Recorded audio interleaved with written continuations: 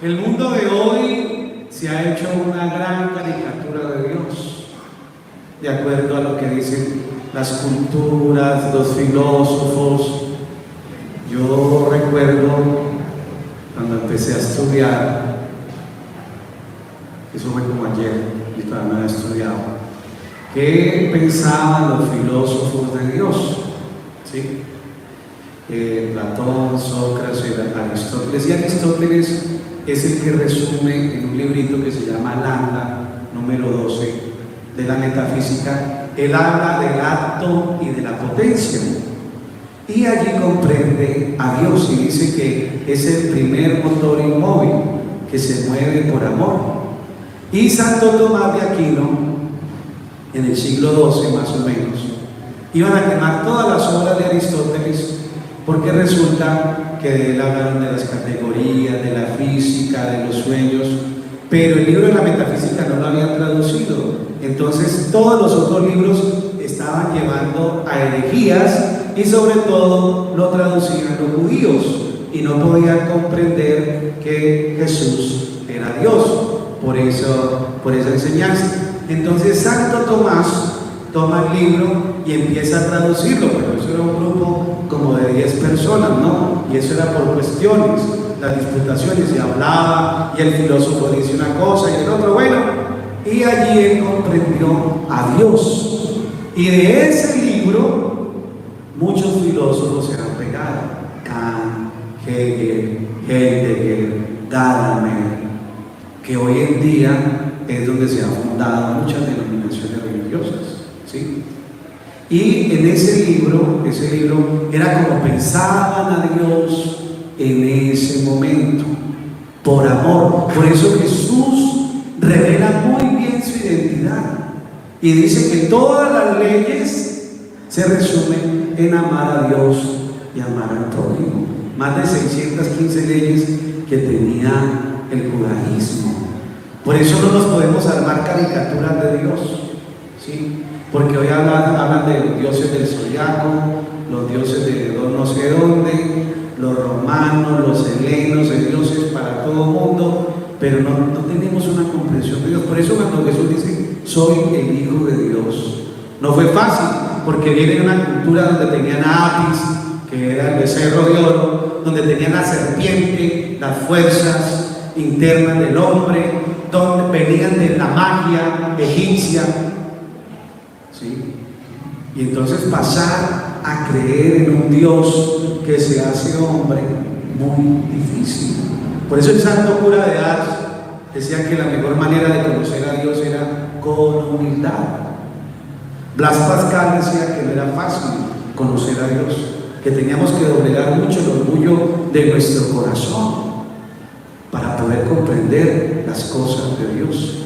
Y esta Semana Santa, ya con la lectura de hoy, Jesús nos está enfocando en lo que es el misterio de nuestra fe, en la muerte y la resurrección de nuestro Señor Jesucristo, y entender por qué Jesús es el Señor. Miren, cuando estemos hablando de Judas, lo que es lunes, martes y miércoles, hablamos de Marta, María y Lázaro, hablamos de Pedro, de San Pedro, y hablamos de Judas. Y Judas, usted va a notar la diferencia, porque Pedro le llamaba a él el Señor, y Judas le va a llamar Maestro. Es muy difícil decir Señor, porque quiere decir que Él está por encima. Él es el Señor, el Lord. En cambio, Maestro es muy diferente. Es decir, Judas ya empezó a traicionarlo hasta en eso, en el beso, en la forma de nombrarlo, ya tenía mucha confiancita. ¿Por qué pasaba eso? Porque él no comprendía que era el Hijo de Dios.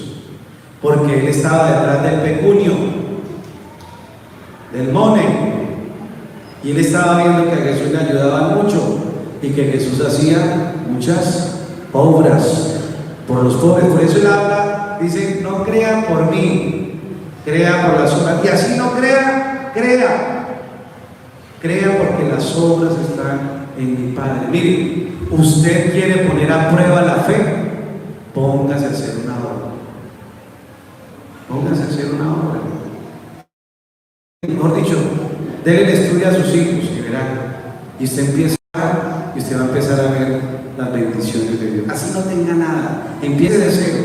Pero si usted le es fiel a Dios, Dios te va a ser fiel a ti. Si eres fiel en lo poco, Dios te va a ser fiel en lo grande.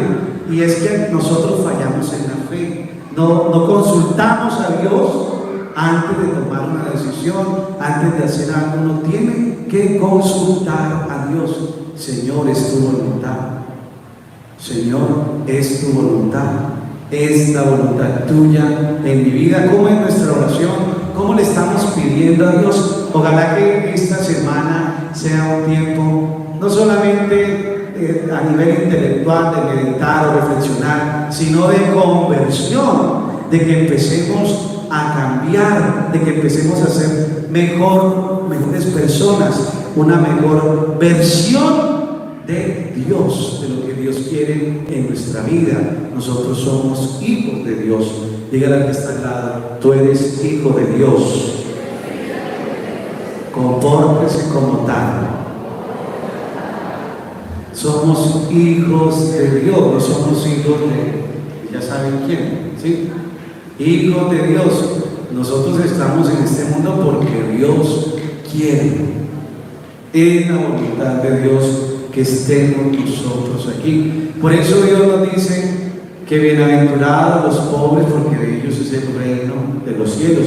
Cuando viene Jesús, a Él lo acogieron los más pobres, los más necesitados, los que estaban pasando dificultades, los pastores de Belén. Por eso Él estuvo en un pesebre. El pesebre es una cuestión de madera. Él desde pequeño ya conocía la madera, y miren lo que murió con la madera, con las puntillas, los clavos, los lazos, los latigazos.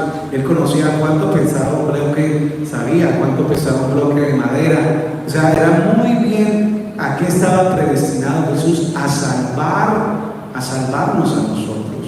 Por eso Él es el Señor, es el Cordero de Dios que quita el pecado del mundo, es el Hijo de Dios que viene a salvarnos, a redimirnos.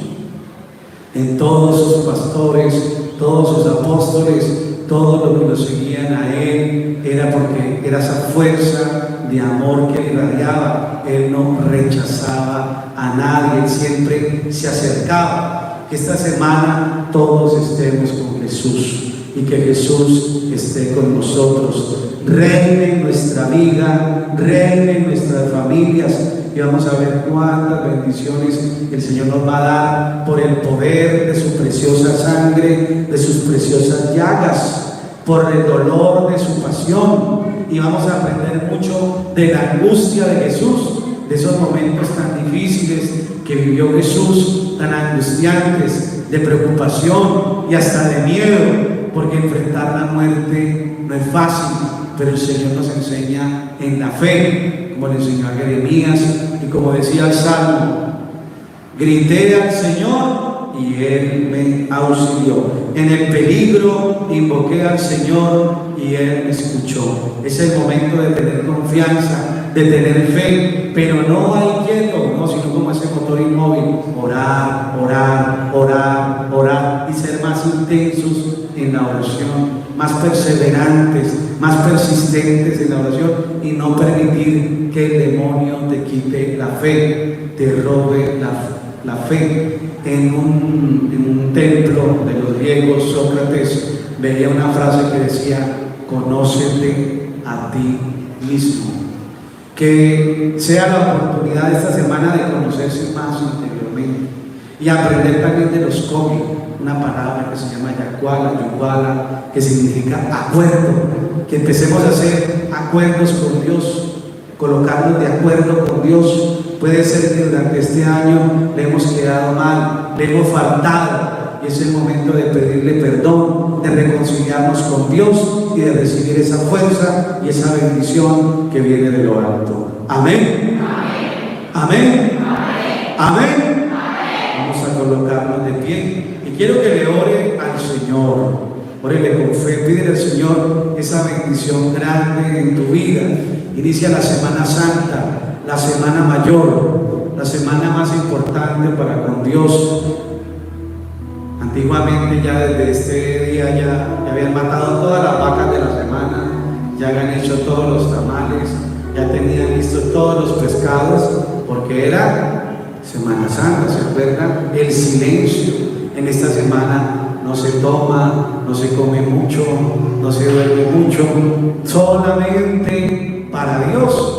Hagamos ese sacrificio y ese ayuno para el Señor. Encomendémonos a Él de corazón. Yo quiero que esta Semana Santa sea a fondo, de fe y de corazón, que sea una experiencia grande para mi pueblo, que sea una experiencia de fe y de intimidad en el Señor.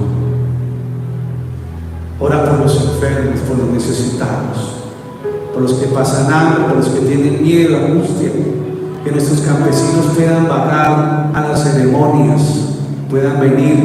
Denle gracias por las cosechas de café. Muchos están dándole gracias a Dios. Les faltan manos, les faltan obreros para recoger el café en este tiempo de Semana Santa. Cojan lo que más pueda este lunes, martes y miércoles, ¿le parece? Póngase temprano, desde las 5:30 y hasta las 6, póngase una linterna y póngase a coger café con linterna. Y ya cuando tenga bien peladitos esos palos, vaya y eche agua bendita, un Padre Nuestro, una Ave María del Señor. Gracias porque no me dejas pasar hambre, por estas pepitas de café, por estos plátanos, por esta yuca, por esta tierra bendita, Señor, que me has dado. Bendiga la tierra esta semana, bendígala. Y va a ver como cada año aumenta. Usted mismo, usted se da cuenta, porque es que Dios le da a uno. Y Dios sana la tierra con su sangre. Recuerden Moisés, cuando iba el ángel exterminador, que le dijo: maten un cordero y ofrezcanlo en su casa, como diciendo la Eucaristía, el Cordero de Dios, la Eucaristía esta semana en tu casa, todos a misa, todos a orar, todos a pedirle al Señor. Queremos que nos vaya bien, queremos que cambie todo, que el Cordero de Dios quite nuestro pecado del corazón, que lleguen bendiciones a tu vida, muchas bendiciones. Pídele grande, pídele con fe, con confianza. No te vas a enfermar, no te van a derrotar. Se van esos demonios, son expulsados de sus corazones, de sus vidas y su familia. Se rompe ahora todo bloqueo, todo miedo. Se rompe ahora por la poderosa sangre de Cristo.